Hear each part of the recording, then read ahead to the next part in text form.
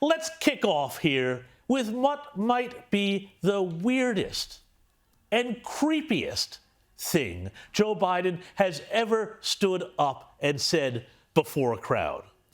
That's a pretty high bar, I grant you, but just have a listen to what the president said to a group of teachers yesterday when he recognized an old friend in the crowd. Guess what? We got a lot to do. You gotta say hi to me. We go back a long way. She was 12, I was 30, but anyway, this woman helped me get an awful lot done. Anyway. I'm sorry, what? Let's hear that again, just to be sure we all got that right. Guess what? We got a lot to do. You gotta say hi to me. We go back a long way. She was 12, I was 30, but anyway, this woman helped me get an awful lot done. Anyway.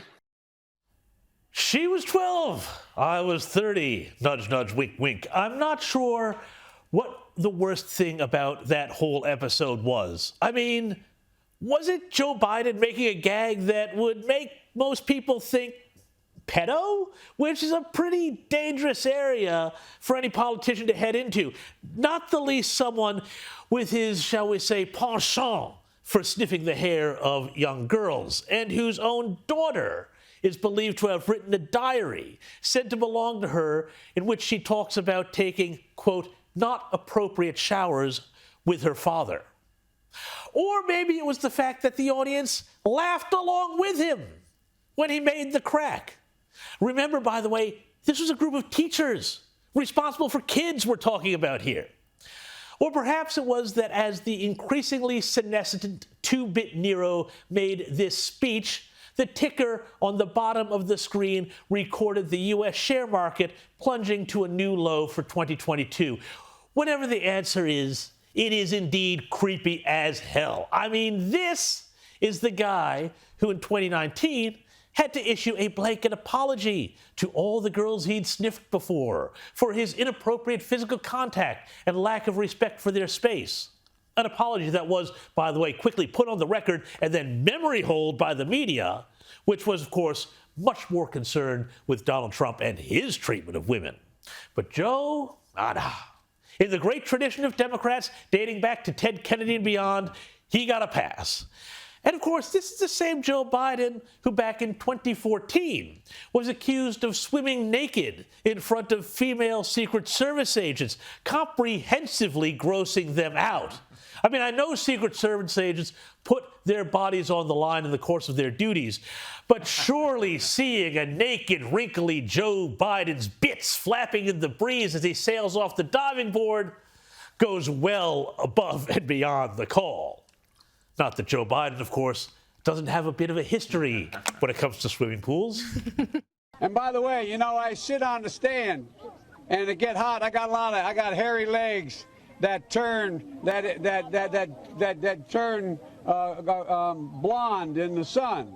And the kids used to come up and reach in the pool and rub my leg down so it was straight, and then watch the hair come back up again. They'd look at it. So I learned about roaches. I learned about kids jumping on my lap. And I've loved kids jumping on my lap. Oh. Now you can, of course, only imagine the reaction by the press if a Republican, particularly one named Trump, had made what could have easily been interpreted as a scandalously poor taste joke implying that he was a pedophile or had to apologize for being too handsy with women or had gotten his kid off in front of women in his protective detail. To say nothing of if he had had a daughter who made such revelations in her diaries, which, as with the contents of the Hunter Biden laptop, everyone seems to have agreed to agree are perfectly genuine, but simply not to be discussed in polite company. Of course, this is not the only weird thing the president did this week. Have a look at him here, wandering off, dazed and confused, like a nursing home resident looking for the dessert cart after giving a speech to an outfit called the Global Fund in New York.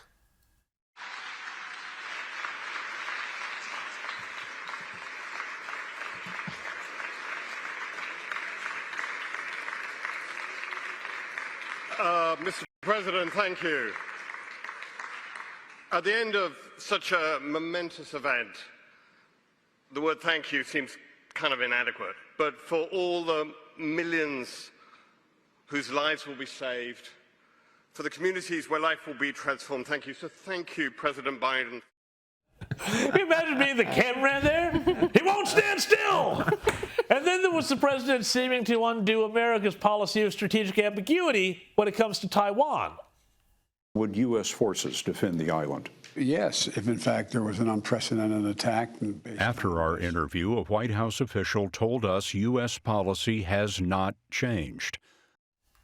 It's not the first time he's done that, incidentally. This makes at least the fourth time his comments on Taiwan have had to be walked back on that issue by the White House, leading, of course, to the question, who's really in charge here?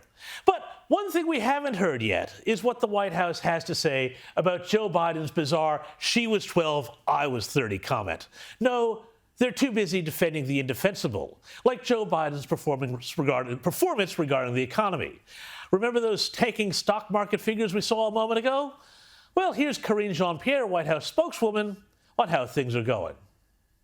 We are seeing, and I've said this before, you've heard this from Brian Deese, is a transition to a more steady and stable growth, and that's what we're currently seeing and in the process of moving the economy into. Whatever you say, Karine. Frankly, defending Joe's bizarre joke would probably be easier than that.